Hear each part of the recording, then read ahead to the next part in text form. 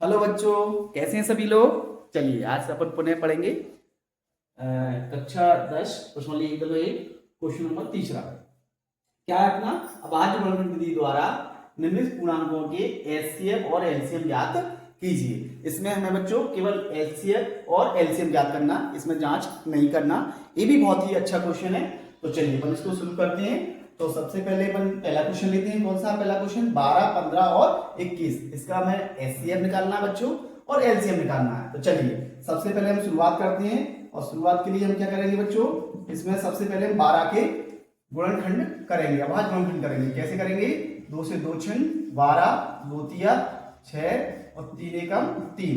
तो 12 के जो अभाज्य गुणनखंड हुए वो आ गए हमारे 2 गुणा 2 गुणा 3। बच्चों आगे ऐसे ही हम 15 क्या करेंगे, और 15 जैसा कि आप देख पा रहे हैं 3 से विभाजित होगा 5, 15, 5 एकम 5।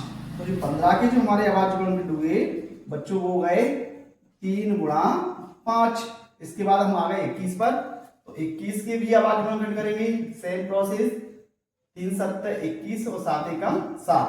तो 21 के जो अभाज्य गुणनखंड हुए वो गए अपना 3 गुणा 7। अब चूंकि बच्चों हमें क्या करना है, 12, 15 और 21 का HCF बराबर, जैसा कि आपको मैं बता चुका हूं बच्चों, पुनः देख लीजिए आप। HCF जब हम निकालते हैं, चाहे 2 संख्या को निकालें चाहे 3 संख्याओं का निकालें या और कभी निकालें, ज्यादा कभी निकालें, सबका नियम एक ही है। जो हमारा जो संख्या हमारी सभी में आती है, मतलब तीनों में, जैसे यहाँ 3 संख्या 12, 15 और 21, तो तीनों हम देखेंगे कॉमन क्या है इसमें, ओवरलेस्ट क्या है। तो हम देख पा रहे हैं 3 इस पर है, 3 इस पर है और 3 इस पर भी है। हमने इसको 3 ले लिया बच्चों। इस पर गुणा का निशान लगाएंगे। अब चूंकि इसमें और कुछ है नहीं तो इसको नहीं लगाना है, फिर केवल 3 ही आ रहा है बच्चों, क्योंकि इसमें ये 2 है, 2, 5, 7 ये बिल्कुल कॉमन नहीं है, इसलिए हम इसको छोड़ देंगे। उसका 12, 15 और 21 का एचसीएफ कितना आ गया बच्चों? केवल 3 आ गया। चलिए अब हम क्या निकालेंगे इसका बच्चों? एलसीएम। तो 12, 15 और 21 का एलसीएम बराबर।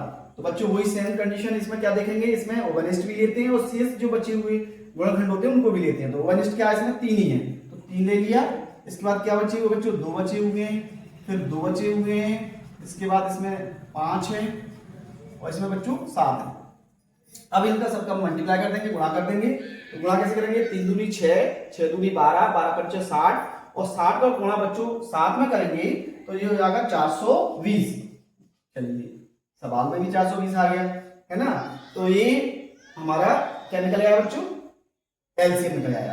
तो इस तरह से हमारा एचसीएफ आ गया 3, ये हमारा एचसीएफ आ गया बच्चों, और ये हमारा एलसीएम आ गया। और यही हमारे क्वेश्चन में पूछा गया था। आगे का हम देखें बच्चों 17, 23 और 29। चूंकि आप देख पा रहे हैं तीनों ही अभाज्य संख्या है, और बच्चों आप जानते हैं अभाज्य संख्या क्या होती है? वे संख्याएं जिनके केवल 2 ही गुणनखंड होते हैं उनको हम अभाज्य संख्या कहते हैं। तो अभाज्य संख्या का एचसीएफ बच्चों 1 होता है, क्योंकि इसमें कोई कॉमन फैक्टर तो होता नहीं है। और तो इसका एचसीएफ कितना जाएगा बच्चों? 1 आ जाएगा। और एलसीएम क्या होता है? जब बच्चों अभाज्य संख्या होती है ना, तो आप सभी का आपस में मल्टीप्लाई कर दीजिए, गुणा कर दीजिए, है ना। सबका आपस में गुणा कर दोगे तो हमारा जो उत्तर आएगा, गुणा का जो उत्तर आएगा वही हमारा एलसीएम होगा। तो ऐसे बच्चों आप इसको, सेकंड क्वेश्चन है 17, 23 और 29, इसका आप एचसीएफ और एलसीएम निकाल सकते हैं, है ना बच्चों। ऐसे ही हमारा 8, 9 और 25 का भी एलसीएम और एचसीएफ निकाल सकते हैं। तो बच्चों ये आपके होमवर्क में रहेंगे और विधि आपको मैंने बता दी है बच्चों। तो ऐसे ही आपको इनको करना है। यदि कोई दिक्कत आती है तो आप बच्चों कमेंट में आप पूछ सकते हैं, मैं आपको सॉल्व करवा दूंगा। Thank you very much.